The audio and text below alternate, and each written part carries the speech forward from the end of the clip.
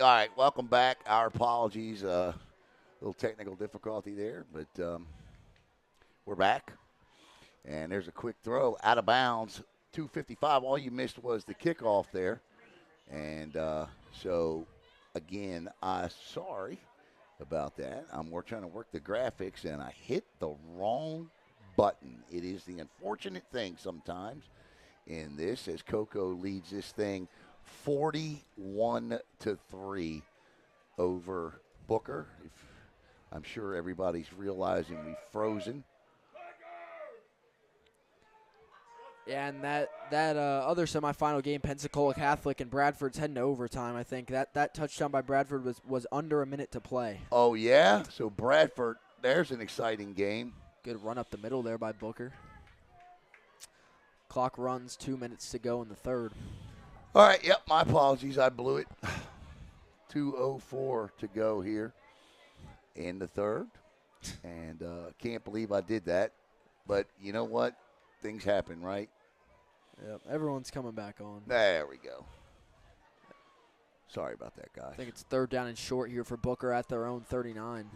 1:47 to go in the third quarter. And Diaz throws, caught by number 4 over there. That's Hayes.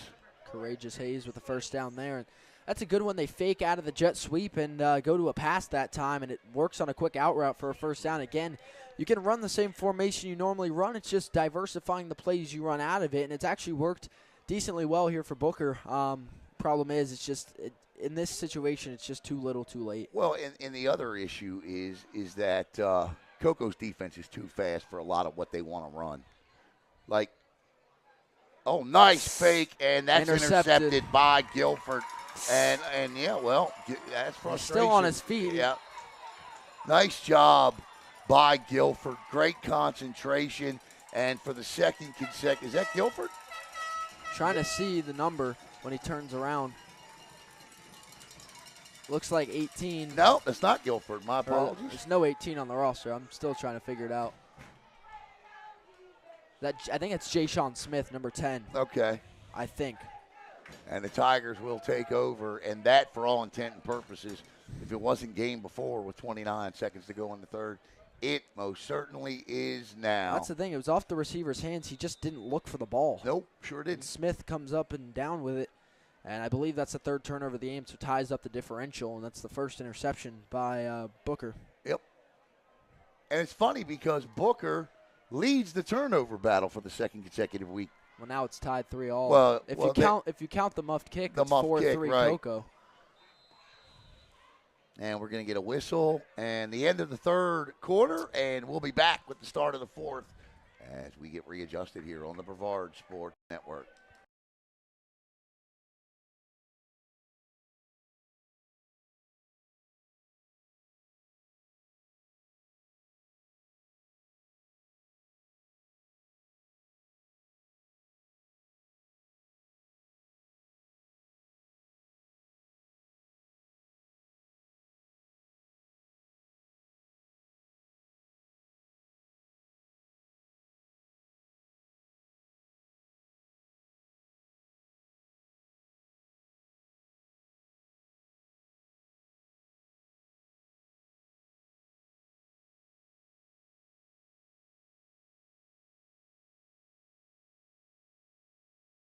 All right, welcome back here. Start of the fourth quarter is the Tiger faithful chant. Fourth quarter, Tiger quarter. And he here to deliver the fourth quarter to you, my man, Jackson Robb.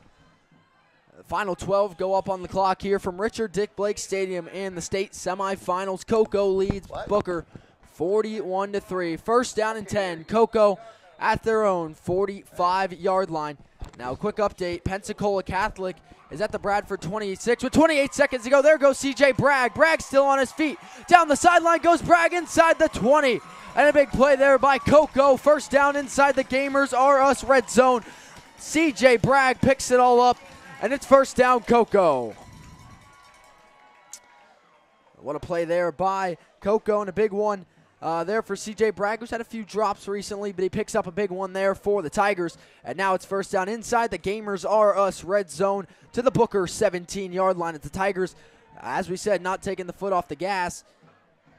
Bragg, I'm going to tell you a little story about Bragg here in a minute. First down, and they fake the jet sweep, give up the middle. Latrison Lane sheds off 2 tackles. He'll go backwards, and he's brought down by number 55, Jordan Radke. Bragg came into the game tonight needing just 57 yards to reach 1,000. Now, the significance of that is this, that he would be the second, he and Boggs would be the second set of wide receivers that Ryan Schneider has delivered up for 1,000 yards. It's impressive.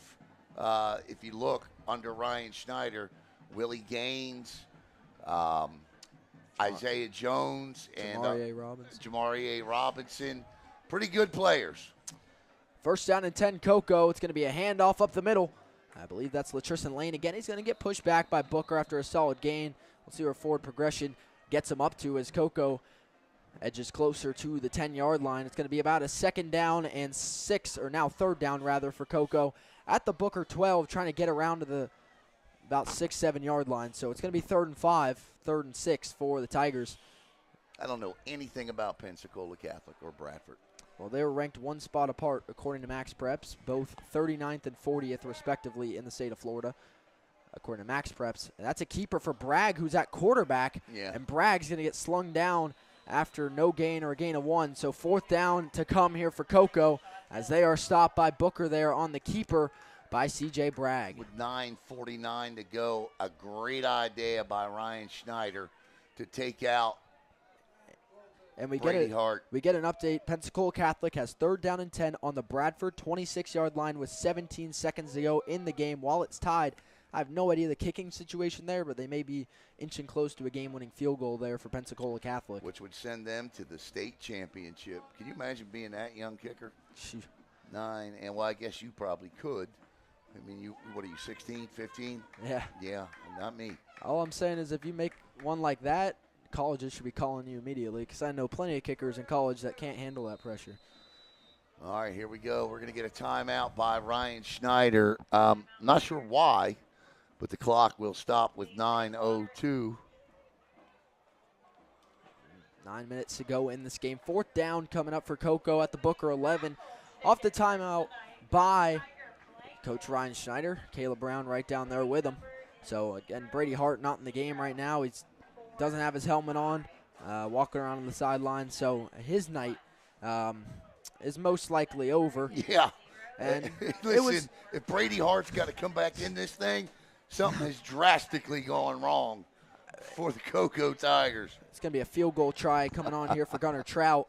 It was a solid night tonight for Hart. Passed for a good chunk of touchdowns. 2 interceptions, though, on the night. So some ups and downs for Hart, but overall a solid performance once again for a sophomore as he'll get ready to go on and play in the state championship in his first year. Coming up after the game tonight, we'll do our post-game interviews live from the field. Gunnar Trout on for the field goal try here from about 28 yards. Wow. It's blocked once again by Booker, number 7. Abraham Brown III gets the block. And again, the kick coverage for Cocoa doesn't come up. This has got to be fixed. I know we only got 1 week to go and a state championship to play, but I really think you spend a lot of time on this week in practice. Listen, back in 2021 when Cocoa goes to play Cardinal Gibbons, they don't win a state championship because they couldn't kick field goals. You don't want to put yourself in the same situation next week. Gunnar Trout is an outstanding kicker. He's got as strong of a leg as there is. This is not on him. They have got to get that blocking situation corrected up front. Yeah, that's the thing is Trout is one of the best kickers, if not the best kicker in Brevard. But if you don't give him a shot to kick it clean, then it's not worth kicking it. You would hate to come into a situation next week and lose a state championship game because you're getting your extra points blocked. So we got overtime in the Pensacola Catholic Bradford game as Pensacola Catholic had their field goal tipped and missed. So they're going to overtime on a game-winning field goal that does not go through. First down and 10. Now Booker with the ball back once again here at their own 20. Tuda in motion. They fake the give. Quick throw into the screen. Bobbled. It's caught. Breaking out. Still on his feet. And a decent gain there, about 7-8 yards for Courageous Hayes. And that quarterback, Jordan Johnson, comes in for the first time tonight at quarterback on that one.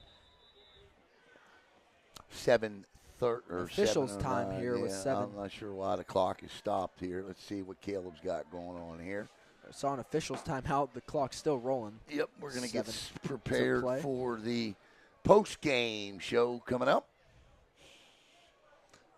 Yeah, you know, this is, I mean, for Booker, they ran through, I mean, Bishop Verot was the number 2 team in all of 2S behind only Cocoa. You know, they beat some really great teams as well in Fort Meade and Lemon Bay, a team they lost the district championship to in the regular season, in which they didn't know if they were going to make the playoffs after that, after some interviews with Coach Little. So the fact they got their game back against Lemon Bay, they beat the number 1 seed Bishop Verot and had a big game in round 1 against Fort Meade. But again, we can't understate talking about the number 1 team in the state of Florida, Cocoa. We can nitpick, and they didn't play their best football tonight, but the fact they still win it by 41-3, it's incredible to me. I mean, it's just another level. They left some things on the table for sure tonight. And again, if you're in the Pensacola area tonight, and I'm not sure how Venice did, or Pensacola, if you're in the Sarasota area, be sure to check out WWSB ABC 7 tonight as James Big Game Hill and Xavier X Factor McKnight will recap this and the Venice game. Now, I saw Venice was winning big over DeLand at half. Is that one going to go out of bounds for Booker after a solid carry? Second down and short coming up for the Booker Tornadoes. 6.5 to play. 6 more minutes until the Cocoa Tigers heading to another state championship. And again for Booker. Go ahead. Again for Booker, it was an incredible run. It's one to build on. That can't be understated. But again, you're playing the number 1 team in the state, ranked above St. Thomas Aquinas, Chaminade, Madonna, all the teams out of Miami. They played a good game. This defense played well. They forced 3 turnovers. That pass goes incomplete. They forced 3 turnovers out of Cocoa, forced them to make some mistakes. But offensively, you just got to diversify the playbook a little bit. And look, other officials timeout. Look, we haven't said it all night long. What that loss and that officiating crew did to the Cocoa Tigers that night by taking that game. This is an undefeated football team. This is an undefeated football team. I mean, anytime that you have an entire officials association issue a public apology and state in that public apology that the outcome of the football game would have been different and Cocoa would have won. Now, we aren't naive. We aren't idiotic. Obviously, we didn't give Cocoa the win. Technically, it's a loss. That's the way it goes. They're 12-1. But this is a team that's 13-0, goes toe-to-toe, beats Venice, should have beat St. Thomas. And what that loss did was cost Cocoa a chance to play for the Geico National Championship. And I hope he's okay. Yeah, he slipped backwards on that play, hops right back up. It's going to be 4th down here for Booker. And the Tigers are going to get themselves ready for next week, next Friday, Jackson. They'll be at, there's Matt Diesel. Pensacola Catholic gets the ball first in overtime there. So that's going to be who Cocoa plays, either a rematch with Bradford from last year or a new test in Pensacola Catholic. Either way, it's going to be a good one, and you'll hear it on the Brevard Sports Network. As from Florida A&M. Time will wind down here, and there you see a hug between the mayor as they start to celebrate down there. Ryan Schneider and Dan Diesel, Matt Diesel, his defensive coordinator, and James Folston. And how about the job? I think he's going to. I'm sure he's already hugged Adam Franco, but Franco had a pacemaker put in this week. Bad snap, ball on the ground. Punter trying to make something out of it. What a play and what a boot by Booker out of bounds. But once again, Oswaldo Mendoza Munoz turns a bad snap into a good punt. And good play by Munoz. So Cocoa will take back over offensively. You won't see Brady Hart come back out on the field. As again, I believe his night should be done with the score as is. Keep him healthy and ready for the state championship. and 4 minutes and running, and the Tigers will take their good old time here. And congratulations to Ryan Schneider and his great staff. But Adam Franco, who's down on the sidelines, there you see him in the white right there with the headset on. Right there. There you go. Adam Franco had a pacemaker put in this week. And there he is on the sidelines right there as we go back to action here. And the Tigers, look at this run. Big play right up the middle there for Coco on first down. Keeps it moving. That one there by, I believe that looked to be, yeah, that is number 21, Tamarion Walker on the carry for the Tigers. First down, Coco to the Booker 48. We got somebody bitter on the stream. Somebody said, imagine discussing someone else's medical procedure live on the air. Well, you know, what this person doesn't realize is we had a whole conversation about it live last night with him on the pregame show. So maybe, just maybe, you ought to know what you're talking about. 1st and 10, 2:50 to go and running. But I get it. We got a Pensacola Catholic touchdown. They lead it by 7 in overtime. First down, Coco. Handoff up the middle here for the Tigers. Once again, it's number 21, Tamarion Walker on the carry. And it brings up 2nd down. So, you know, I just love the keyboard warriors. Oh, yeah, we got post-game interviews coming up. 2:23 to go here. And it's going to be 2nd down coming up here for Coco at the Booker 43-yard line. 2:14 and counting to go here from Richard Dick Blake Stadium. And for the first time next week, Coco will not be here. They will be up at Florida A&M in the state championship. Is this one a give to Nicky Teeter on a jet sweep? Teeter is going to get pushed out 1 yard short as he was the one that laid the hit but got bounced out of bounds. And it is going to be 3rd down, Coco, with under 2 minutes to play in the state semifinal. And again, we've nitpicked Allen, and rightfully so in a game like this, but Coco's still putting on a heck of a performance here in a game like this. I mean, in a state semifinal. You play – Coco made some uncharacteristic mistakes tonight, and you're winning this game by 38 points. What does that tell you? Especially in a state semifinal. Beating a Cinderella or a team that is an underdog is sneakily hard to do.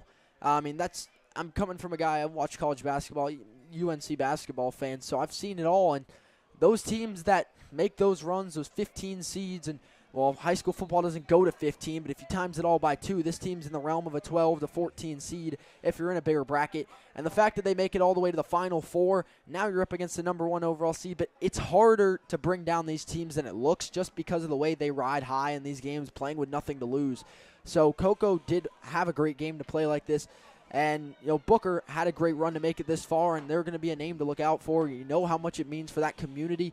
All that Coach Scotty Little's talked about was that community. Let me say this. Let me interrupt you here because I want to talk about Ryan Schneider and this team. For years, this was John Wilkinson is a legend in this town, and he is, and rightfully so as the flag is thrown. But Ryan Schneider has wholeheartedly put his stamp on this team, this community, and this program, and that was not easy to do. This team is going to their 4th state championship in 6 years under Ryan Schneider.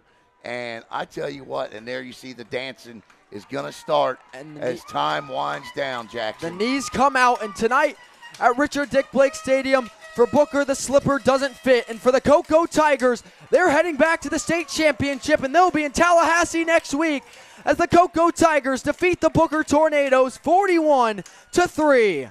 Yep. That is the end. The clock has struck midnight on the Cinderella team tonight, and the Tigers get this victory. And so we're going to log off, pack up, and head down on the field for live post-game interviews. We want to thank Caleb Brown, who did a heck of a job on that sideline down there tonight. There you see Big Damian Seymour. We're going to go down and talk to the football team. And so for Jackson Robb, for Caleb Brown, and we want to thank Gamers R Us. The Coco Tigers are going back to the state championship with an opportunity to win their 2nd straight. Where's it at here? Oh, yeah, right. Let me get to that. There you go. Coco's going to be playing for another one of these. For Caleb Brown, for Jackson Robb, I'm Alan Slaughter-Zinski. for the Brevard Sports Network. Once again, your final score, the Cocoa Tigers 41, the Booker Tornadoes 3. We'll see you in